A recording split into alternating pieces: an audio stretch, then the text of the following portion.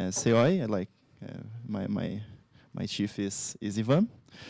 And now we'll have our keynote talk from Michael Heise. I'm sure that everyone knows Michael Heise, but I need to read something to introduce him. He's professor of Cornell from 2003, and he's the author and co-author of over 100 scholarly articles. His research and teaching include torts, law and education policy, insurance, constitutional law, and of course, empirical methods. Professor Heise co-edited the Journal of the Empirical Legal Studies since 2005, and is a founding director of the Society of Empirical Legal Studies. And we are so happy to have you, Heise. Please, you can have your presentation now.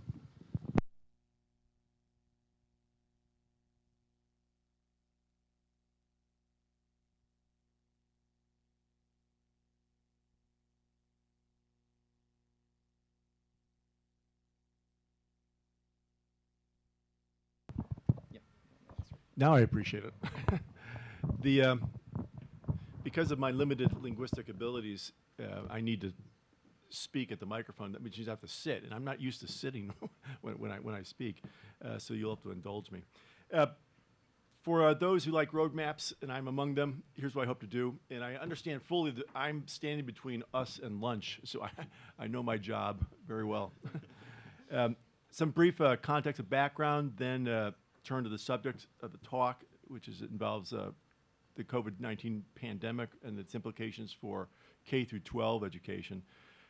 Provide briefly some indirect comparative and legal perspectives and some legal and policy implications. The context involves, well, I want to thank again the conference organizers, particularly Professor Ivan, as well as place my talk here into some historic context. About 12 or 13 years ago, I had the good fortune of coming to Brazil for my first time in Rio de Janeiro and present at the Brazilian Jurymetrics Association, second annual Jurymetrics Conference. And now, 12 years later, I find myself again with the great pleasure of being back in Brazil. And as I scan the papers, it's the magnitude of the development of empirical legal studies in this country is nothing short of remarkable. I mean, it's truly amazing what's transpired in just over a decade. And this, in part, is a function of the Brazilian-based leading CELS scholars, including Ivan, Marcella, and others, as well as the institutions, CEOE and the federal universities here, both in Sao Paulo as well as Rio, and the journals development. As an editor of CELS since its inception, and it's been we're on our 23rd or 24th volume now. I've seen firsthand the trajectory and the increased sophistication of the submissions we've been receiving. And I've also seen that the demand and supply of and demand for empirical legal scholarship has grown globally, and it's remarkable to witness in real time. So much so that I noticed that the Brazilian Journal of Empirical Legal Studies, now in its 11th volume, as an editor of CELS, the U.S.-based CELS, I take some point of pride in seeing how parallel journals are emerging across the globe, both in the northern and southern hemispheres. It really is amazing. And in fact, what's happening in Brazil in real time has allowed me has informed the presentation I'm about to get into directly. I've been doing for a couple of years now US-based research on the implications of the external shock generated by the pandemic on education. And it was about that time when Ivan asked me to participate in this conference, and I jumped at the opportunity. But I remember in the lit review for some of my prior publications, I dropped a footnote about what I was seeing in the US had obvious parallels internationally. And I referenced articles from a few countries, Norway, Canada, and I thought I remembered an article from Brazil. And sure enough, I went back into the bibliography, pulled the article, And not only was I correct in my memory, but also I dug into the appendix of that Brazilian article and found a data set. And the fact that they made data available, is reflective of how this field is moving. And it also allowed me to sort of rope into this presentation some Brazilian-based data. And that allows, if you will, the possibility for not a comparative enterprise, but an indirect comparative enterprise for reasons that I'll get into.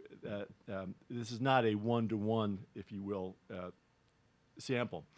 Now, the global pandemic was and remains truly awful for billions of people, literally, in institutions. Now, for the academic side of my brain, however, it presents an extraordinary scholarly opportunity, if you will, in a moment in time created by an astonishingly sudden external shock to a variety of institutions, policies, et cetera, et cetera. And from a research design perspective, it actually creates opportunities. And the fact that you are beginning, or we are beginning to see a steady stream of COVID-generated research doesn't surprise me. That my paper here today is simply one of a piece.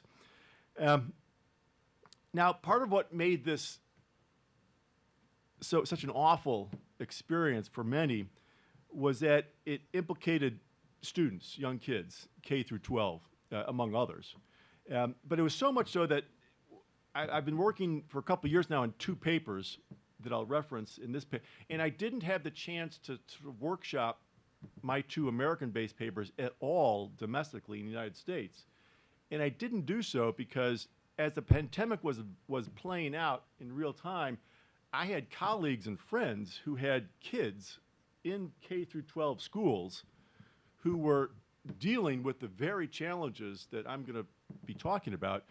And I just didn't feel comfortable putting what is truly devastating data that involves their kids on PowerPoint slides. Now, I'm breaking that rule. I'm going to do so, and I'm also going to do so for Brazilian parents of kids as well. The harms are almost existential in terms of the hole drilled into a lot of children's educational progress by the cessation and interruption of in-person schooling. Now, while the harms were anticipated real time when policymakers were making decisions to shut down schools or not shut down schools, everyone understood that there was going to be some problems and some challenges going forward. Nobody, and I mean nobody, anticipated the magnitude or the depth of the harm to K through 12 kids inflicted by the interruption of in-person schooling during the COVID era. Now, these harms raise obvious legal and policy consequences, and both the Brazil and the U.S. Constitution speak in varying degrees to entitlements on the education front. Frankly, at this point, the harms are so deep and broad, I think they just simply overwhelm the legal system's ability to address this, and more importantly, our policy implications of what to do going forward to assist these children make up for a tremendous hole in their educational development and progress. Now, what I'm doing here is comparing student academic achievement between 2019 and 2022. Now, in this morning's panels, we talked about data sets that straddle or involve COVID-era data and the problems and challenges they pose in terms of causal mechanisms. This paper is slightly different. Not only is it not challenged by COVID data, but this paper leverages the COVID data, and it uses that as the external treatment. And by comparing student achievement in 2019 and 2022, I'm literally isolating the 2 years where interruption to in-person schooling was at its peak. again, the legal, Brazil's more modern constitution, Article 8, or Title 8, Articles 205 through 14. In the U.S. context, for any Americans, with the 14th Amendment, Title 6, Title 9, IDEA, and frankly, more importantly, or just as important, are various state constitutions in the United States. Now, the Brazilian data, the treatment, access to in-person schooling remained constant and monotonic across the entire period of the study. That is, the data draw from a northeastern city that serves a population of about 250,000, in which all public Brazilian schools in that district were shut down. In fact, they were shut down for 2 years, but completely through the post 2019, but through 2021. The Brazilian data are at the student unit of analysis, student level, and they are in reading interpretation data for grades 2, 3, and 4. It's cross-sectional data slice with an N of almost 2,000. Now, the United States data differ in important ways, in important structural ways. Now, first of all, both data sets are trying to measure student learning losses during the COVID era owing to interruptions to in-person schooling. Again, for the Brazilian data set, the in-person schooling interruption was complete, 100%.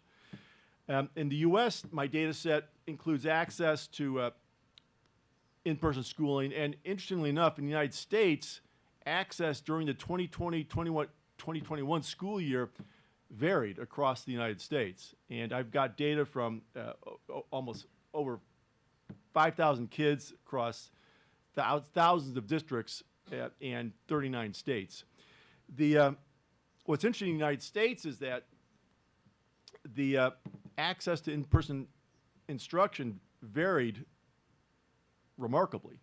In some districts, there was no interruption of any of in-person schooling at all. That is, those kids went to school in person throughout the entirety of the pandemic.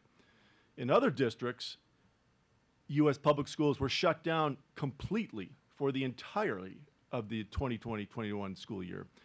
And for about 50% of the districts, the variation was the percent of time of in-person instruction varied from 1% to 99%.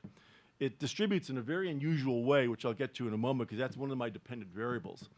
But again, in the United States, I'm leveraging variation in the more sophisticated modeling that the data set allows me to do, where that's not possible in the Brazilian data set, which limits me to basically descriptive runs. The data from both countries share comparing student achievement between these two time points. The Brazilian data are nested within a constant treatment. No kid had access to in-person schooling, and they tested reading comprehension. In the US context, I had variation in in-person access, and we're testing mathematic achievement as opposed to reading. The literature, existing literature, it's only beginning to emerge, but what's emerging on the Brazilian side, Sterling Olives et al. In 2023 found that COVID-related disruptions imposed by reading comprehension scoring losses between 2019 and 2022. I replicated their results and across all 3 grades. What was odd in deeper dive into Brazilian constitutional history, modern constitutional history, revealed that, particularly in education, general class, race, poverty, ethnicity effects loom large, and the research consistently finds effects along those dimensions in Brazil as well as the United States, frankly. But the Sterling Olives article did not delve into any distributional points, distributional issues, whereas I did by extension. And there's some interesting counterintuitive results I found. In the US, Fowl and myself, both forthcoming in a recently published paper, find student math deficits during this time period, and we find that variation in student access to in-person instruction played a monumentally critical role. Now, while Fowl et al. And in an earlier work myself both find evidence of distributional concerns, these concerns do not extend to gender, paradoxically. which is consistent with what I found for Brazil. What I did find, however, that Paulo and others did not, is the impact of per pupil spending. Now, in the American context, the history of America, at least since World War II, public education has been criticized in a sustained manner for favoring or privileging the higher spending districts and neighborhoods at the expense of the lower spending districts. And so I entered this research enterprise with the assumption, and with prior research, illustrating how the haves, the higher per pupil spending districts, come out better systematically than the lower spending districts. The results of this study turned that assumption on its head for just phenomenally interesting reasons that I'll get to. Here's a cross-sectional snapshot of the Brazilian data set. Across 3 grades, 2019, 2022 cohorts, and you see the percentage of girls versus boys. Here, this replicates the prior work on Brazilian data. You see by grade, and then within grade, 2019, 2022 results, and you see the midpoint line in the box and whisker, that's the mean, and you see palpably visible drops between, for second graders, third graders, and fourth graders. The drops are monotonic, and they're very structurally consistent across the grades.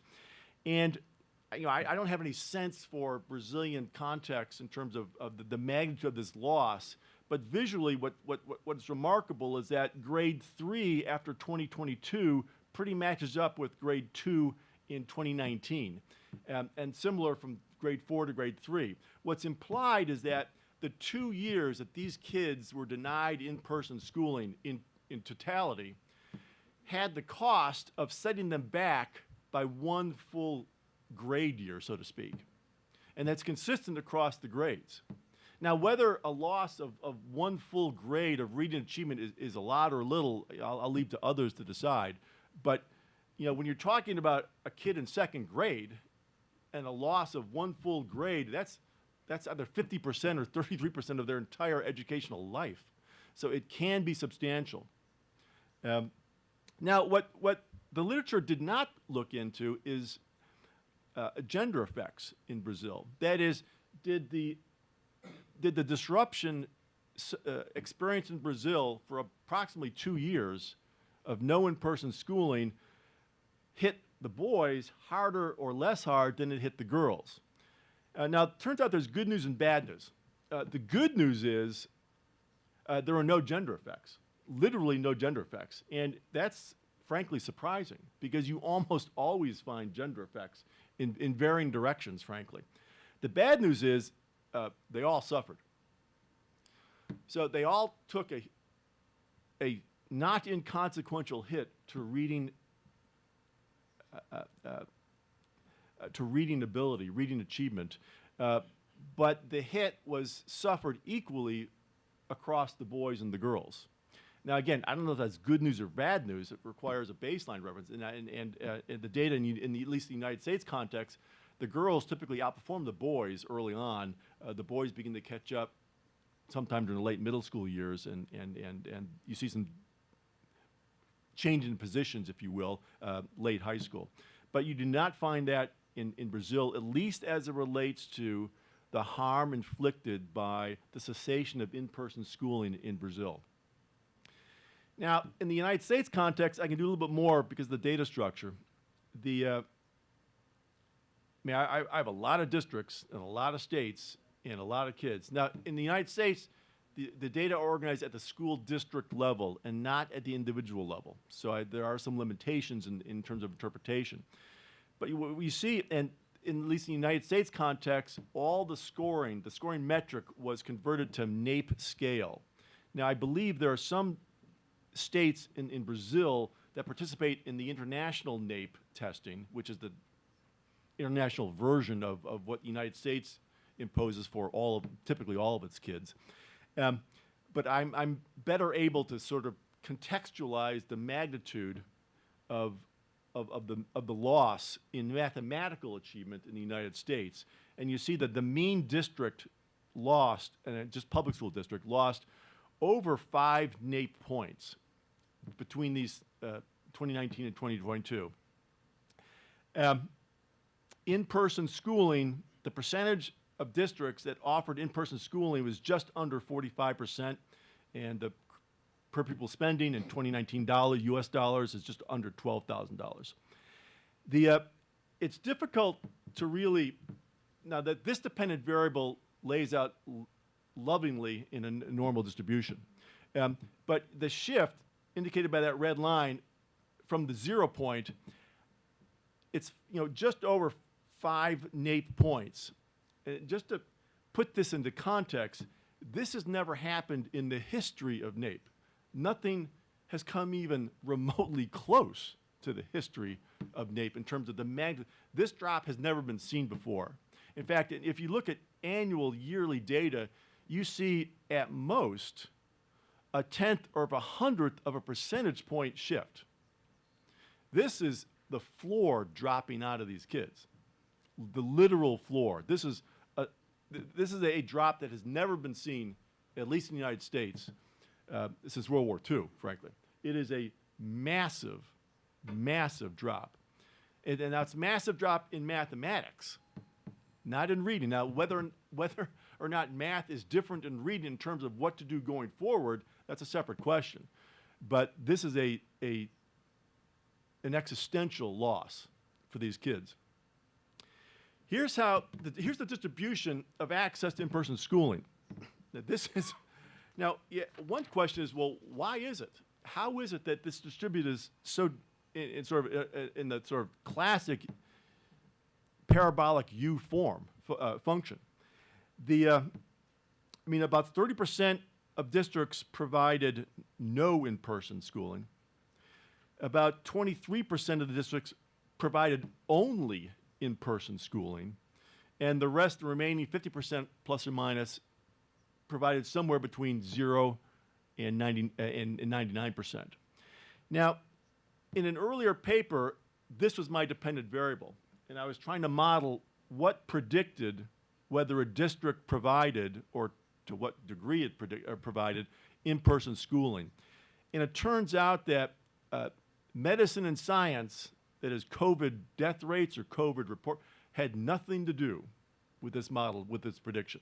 That is, school districts' decisions to be open or closed had nothing to do with the fast-moving unknown science. It had everything to do with politics and union organizing. That is, virtually the only salient variable predicting how this distribution lays out was whether or not that state's governor was a Republican or Democrat. That is, in Florida, for example, under Governor DeSantis, he simply ordered all public school districts open throughout the pandemic, and by gosh, those school districts are open for the pandemic.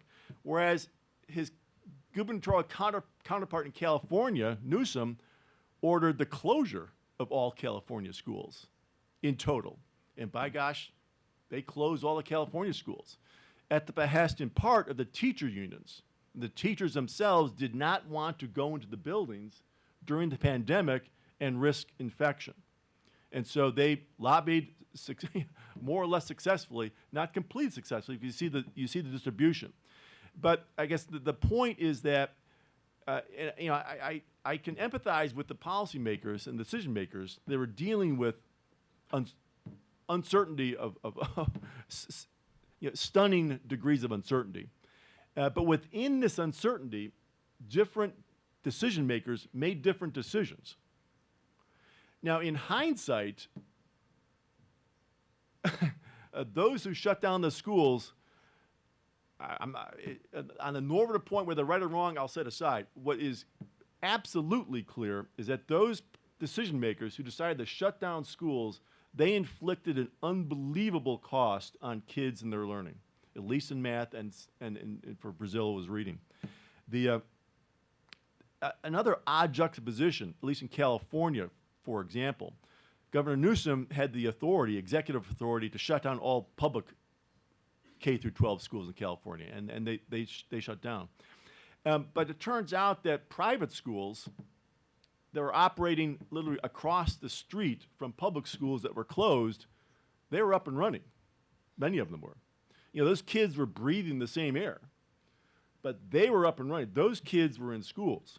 And the political uncomfortable juxtaposition of having shut down all of California's public schools, yet having the private sector schools up and running, led Governor Newsom to try and shut down the private schools as well.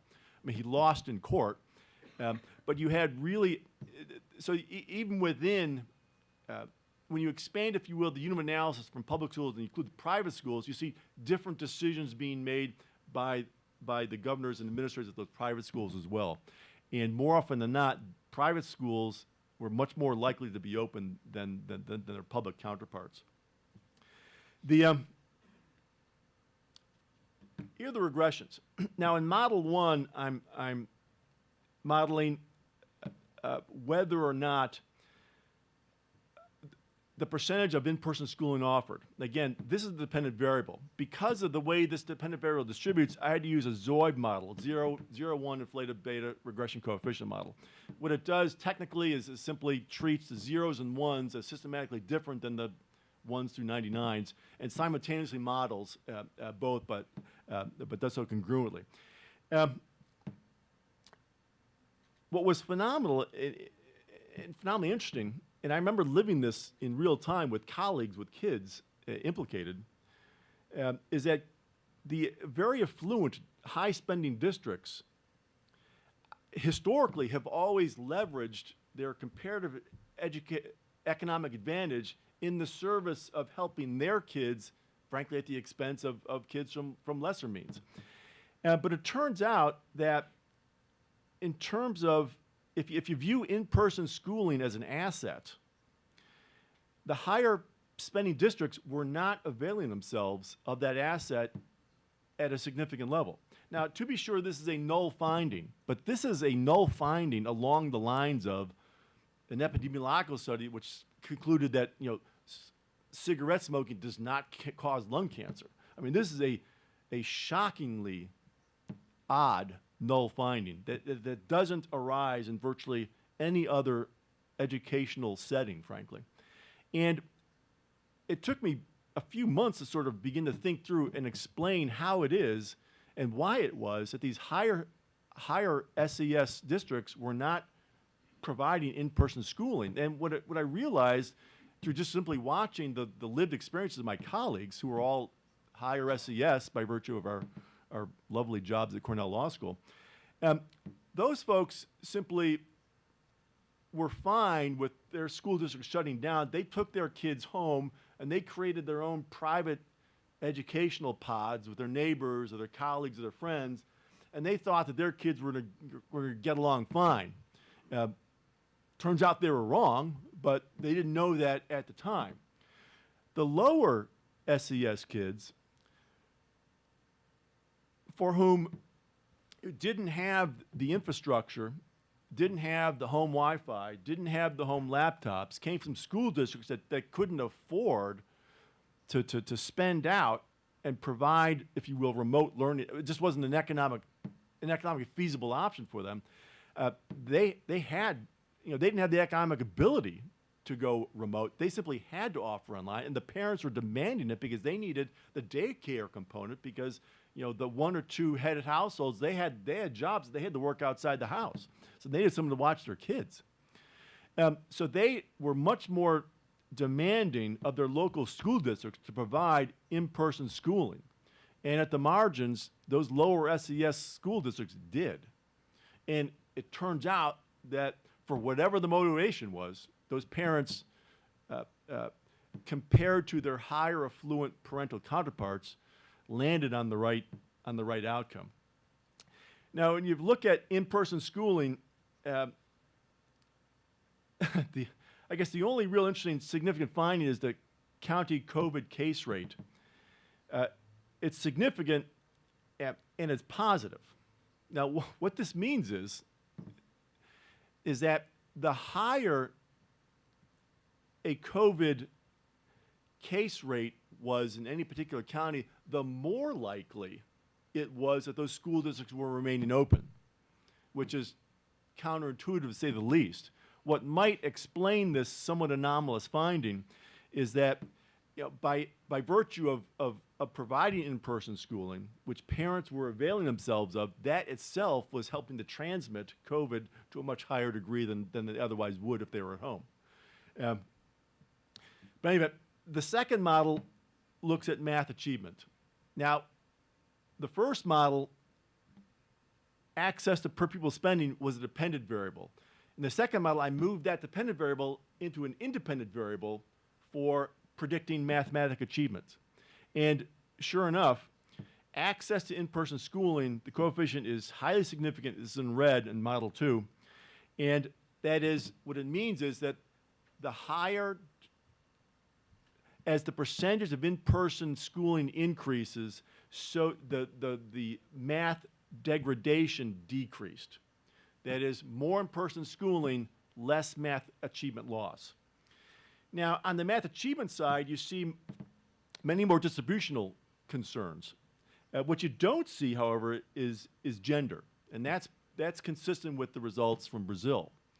That for whatever happened in the United States in terms of math achievement, it happened more or less relatively equally to the boys and the girls. However, districts with higher percentages of minorities, their math achievement scores degraded more comparatively, as well as the percentage of IDA, that is special needs students. That raises obvious, both in at least the United States, statutory and constitutional questions about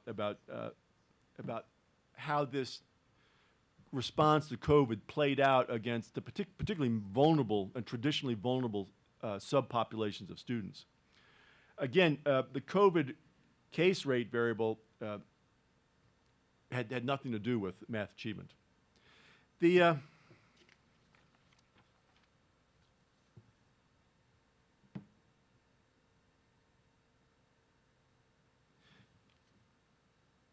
parents typically don't want to see this stuff, particularly parents of school-age kids, because the policy implications are considerable, particularly with folks with kids on the line, so to speak. And that really goes to the recovery efforts currently underway. And to the extent that school districts are doing anything supplemental to sort of offset the hit that these kids took systematically, reading development in Brazil, math development in the United States, those recovery efforts are ongoing, and the efficacy of these efforts are not yet known, and it'll take a few more years for the data to emerge. There may be differences between reading deficits and math deficits, insofar as reading deficits may be more amenable to crash courses, read more, you can catch up, you can compress, if you will, the recovery time. That's probably less likely the case for math. Math is structured, math is iterative.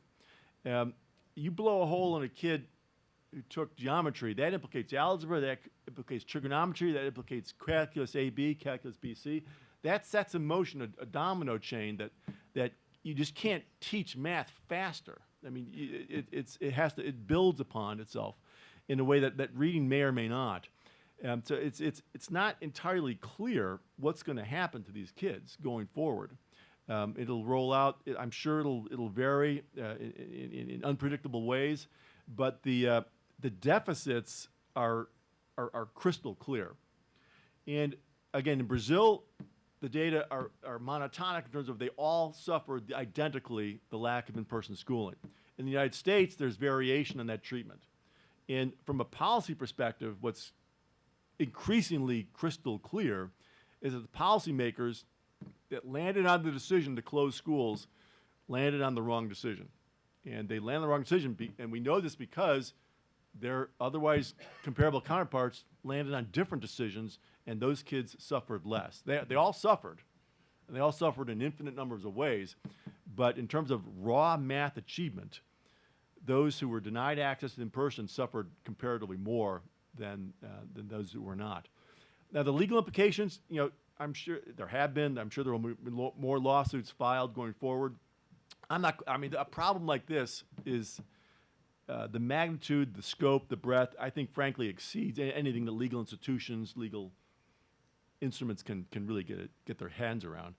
This is really something that's going to require non-legal actors to sort of dig into and get into if they're serious about trying to remedy the situation. And that's my one shot at Portuguese. But I thank you. I look forward to any questions. Thank you.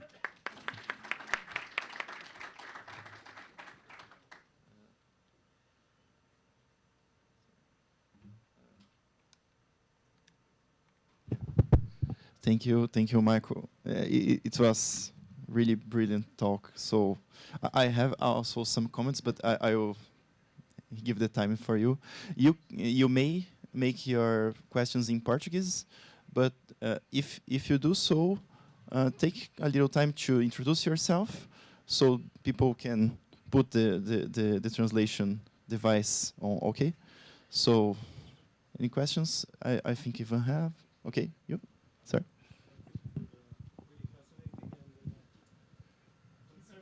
Yeah, we need to give the microphone.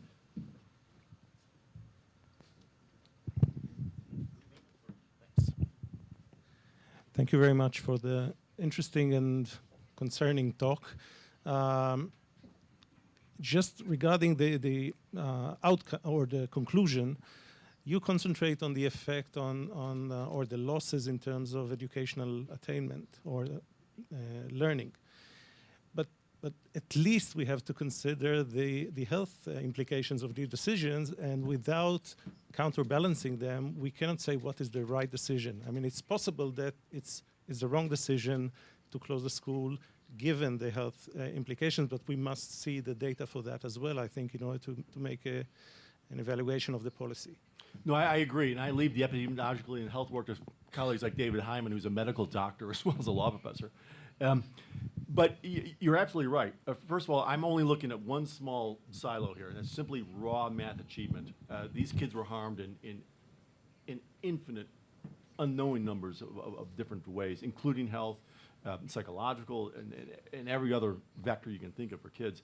But again, I go back to kids are kids, and if we assume ex ante, there's no real expectation of health makeup difference for a kid in Florida versus a kid in California.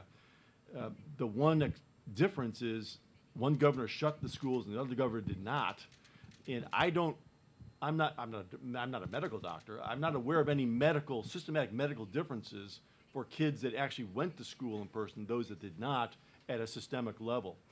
So that, I mean, to the extent you buy the natural experiment here, then we have inferential evidence that there were no systematic differences, health outcomes, or any other, at least thus far, separating those kids that were in school and were not. Again, I empathize with the policymakers in real time. No one knew. And those who said they knew were lying, or they didn't know what they didn't know. So this may come down to a question of people guessing correctly for maybe all the wrong reasons, but they landed on an outcome that did less damage. But I take your point.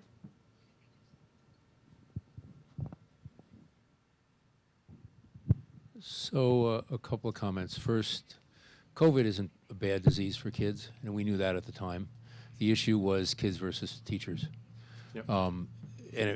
I remember in early 2021 when vaccines came available, and we had issues about what the priority was, and not that anybody paid any attention to me, but my view at the time was give it to the teachers first, because otherwise you can't get the kids back in school. It was all about the teachers' unions. Yep. There was no particular priority placed on let's get the teachers vaccinated and get the kids back in school. It could have been a priority, but it wasn't to my knowledge. And it wasn't something the teachers' unions were pushing because they were happy not to be in school. In fact, they were pushing against it, at least in some states.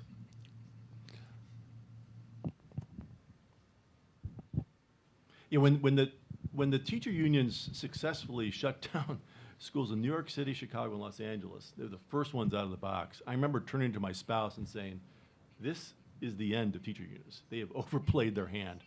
There's no way they're going to survive this politically." Now, I've been proven wrong every step of the way, but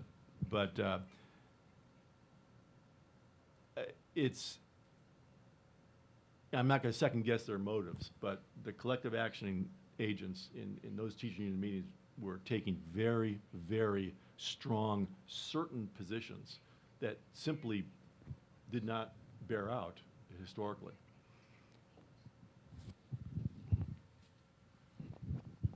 Michael, can you say anything about your results concerning remote education versus in-person? Because much of it has been characterized as those as the relevant alternatives.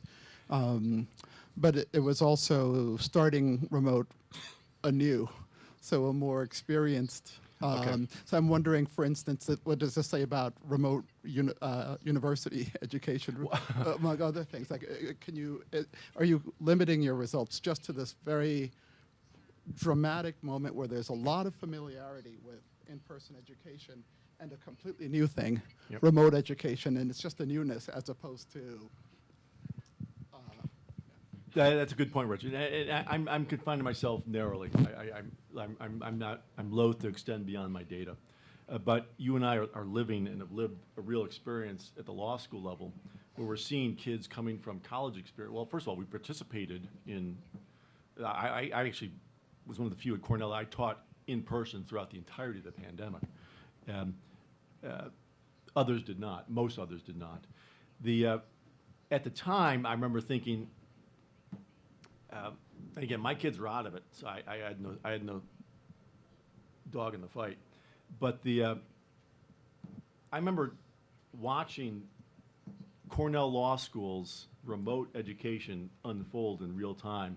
And my first reaction was any student, any 1L who agreed to come to Cornell Law School, knowing ex ante that their 1L year was going to be only 1/3 in person, 2/3 remote, I thought they should have their admissions revoked.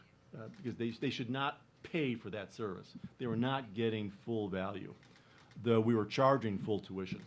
Now, my colleagues we did our very best, our level best, but nobody can convince me, and I've done enough Zoom and remote stuff, no one can convince me that that's 100% value added. It just isn't. Now, maybe there are folks much better than myself who are better remote than they are in person, paradoxically. But systematically, that I don't think is the case.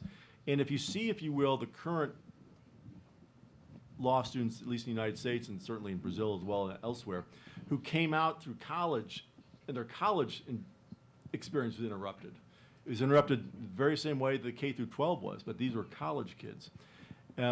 We're seeing, at least at Cornell, and I'm hearing consistent reactions from my colleagues elsewhere, that the social, emotional, and maturity levels of the current law students who were harmed during their college years, we're seeing that play out in very less desirable ways. Moreover, for the students whose law school experience was interrupted by COVID, 2 years ago we held a graduation, and those graduates were getting Cornell law degrees, and over half of their instruction was not in person. They went into the law firm world. Law firm partners are reporting back, these kids don't know how to dress. They've never been in an environment, a work environment. They're not professionalized. They're not acculturated. They're going to get fired. And they just didn't have the experiences that young associates typically have. I mean, their summer associate experiences were all remote. And now the law firms are pushing to get back. Now these kids, they don't have clothes. I mean, they don't want to be in the office. And it's presenting, from a management standpoint, it's presenting some serious challenges to law firms. So you see you're seeing different types of challenges being presented by people whose lives were interrupted at different points in their pipeline. But would you expect to see different bar passages, for instance? Well, yeah, I'll be curious whether, I mean, the bar examiners had their own challenges during COVID, and I have a hunch they were much more generous in their bar passage rates. I mean, they're strategic like anybody else, so I'm not quite sure if that's a fixed line. I see it most in the reactions from senior law firm management who are saying, we can't deal with these kids. And they're ascribing it to COVID, and they're probably more right than wrong, but it's not the kids' fault. I mean, they didn't choose that, but here we are.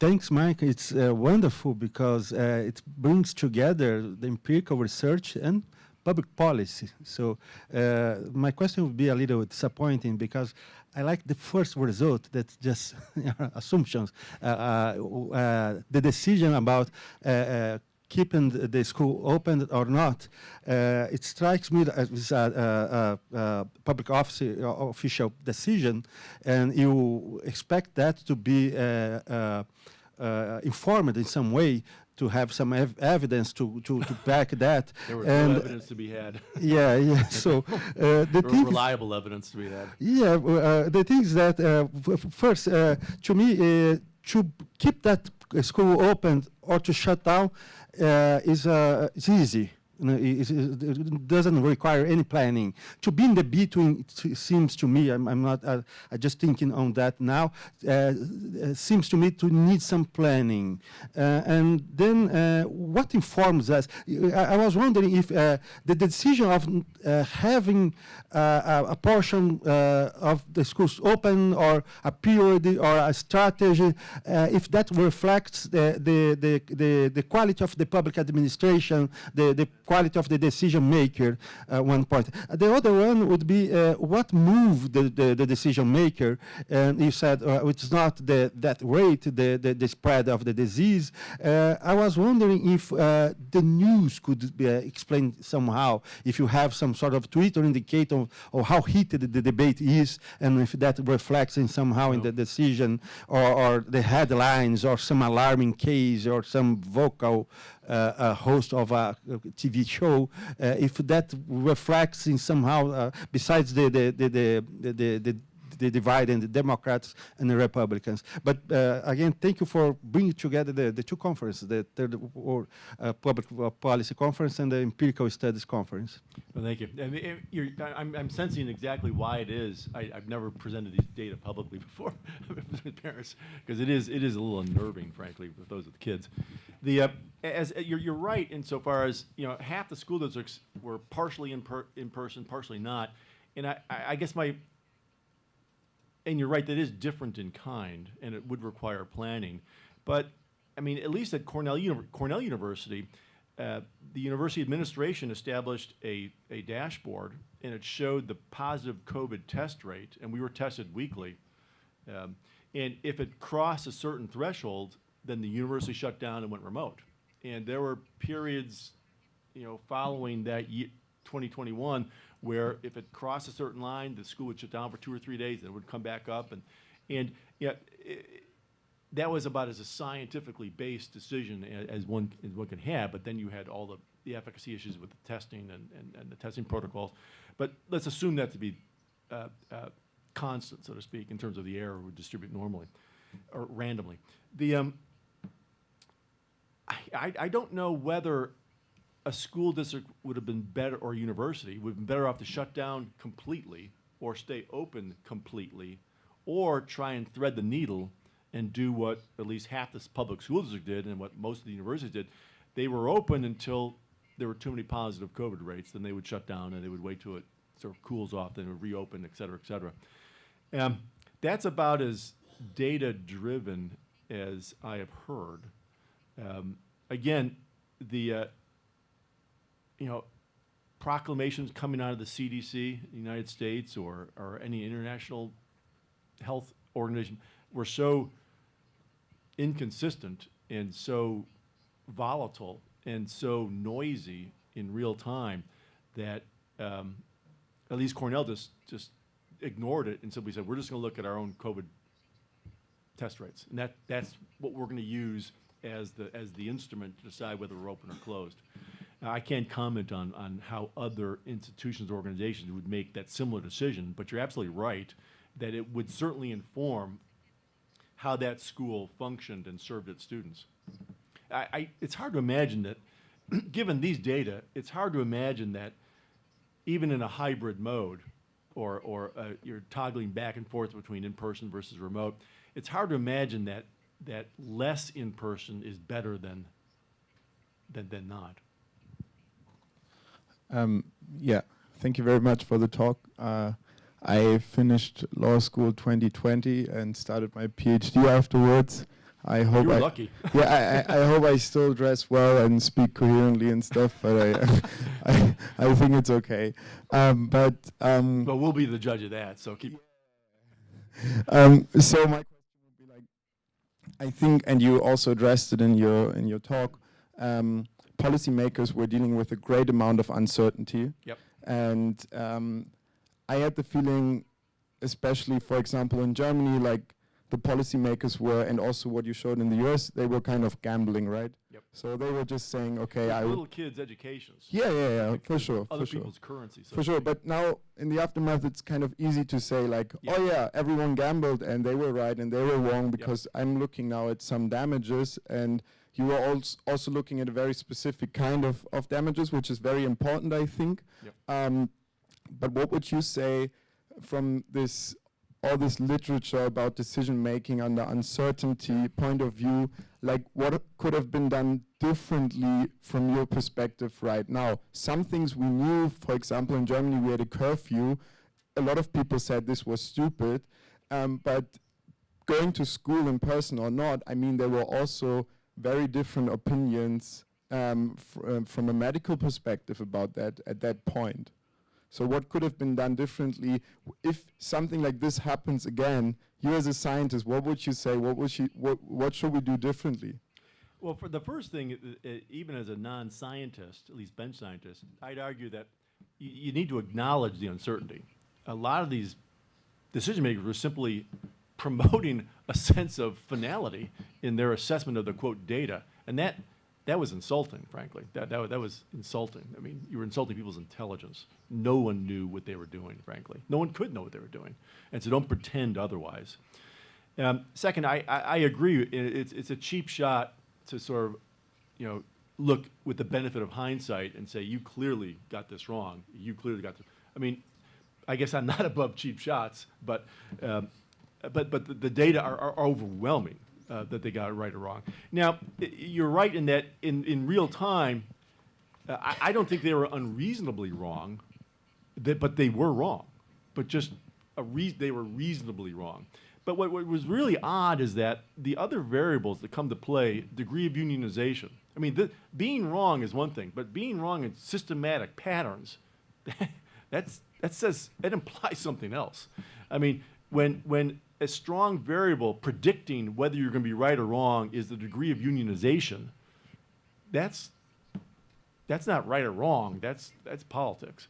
When the degree of right or wrong depends on the political party of your governor, that has nothing to do with science or medicine. That has everything to do with policy control and politics. When you shut down an entire state of schools, yet the private sector is up and running, I don't think you can ignore that. You still may disagree with it, but these are similarly rational people looking at the identical data at the identical moment in time and coming to the identically opposite conclusion. And both sides should have been informing the other. Now, it doesn't tell you in the real time who was right or wrong, but for the public side to get a much more wrong systematically than the private side, that also implies that something other than random chance was distributing these error terms, so to speak. And so there's too much systematic noise in how these decisions landed that makes me question whether they just were they were reasonably wrong. I mean, there's something beyond that going on. I'm not quite sure what, but this is not random distribution at all. We have time for one last question before the lunch break. Anyone? No one wants to get in the way of lunch.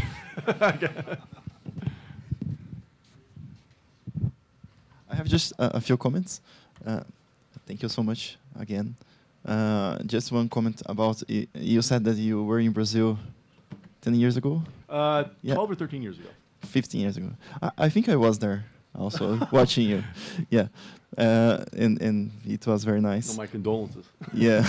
No, it was nice. And after that, just one anecdotal comment, but one day I spoke with Ted Eisenberg. Yep. And he said to me that when you find that's a nice a quote, I think, when you find things that show so clearly when you do descriptive analysis, so it probably is a thing that you should investigate more. So I think this data show so much that the fact is so high, so strong that we need to. There's a really nice, really important data to investigate. Just another comment. And the last one is that I think I don't know for sure, but I think it's possible maybe to replicate this study, the U.S. study in Brazil, because we have some municipality decrease and state decrease as well in text, and we may probably process that to get the dependent variable that you construct for US. We just need to process the text data, but with ChatGPT now, it's more. We are capable to do that with no pencil. I think it would be possible to improve the analysis in the Brazilian data set. I certainly assume that there are other and better Brazilian data out there that I just didn't have access to, but it should be possible to replicate the model for the U.S. In Brazil and other countries as well. Yeah, it doesn't exist yet, but we can construct maybe. Yeah. And I can't let pass your comment about TED. For me, the highest form of compliment is that I was doing something that TED would suggest, because he was always invariably correct. And I learned an awful. He was my mentor and the person who brought me to Cornell 25 years ago, actually. And he left us all too soon, and we are all lesser for it. But he is if you know, between Ted and Bernie over there, were the two main drivers for CELS and GELS and CELS, and were not for their two efforts. I mean, this event itself is in many ways a product of folks whose shoulders I still stand upon and benefit from. Anyway, that's just a bit of history. Thank you. Thank you. Thanks, everybody.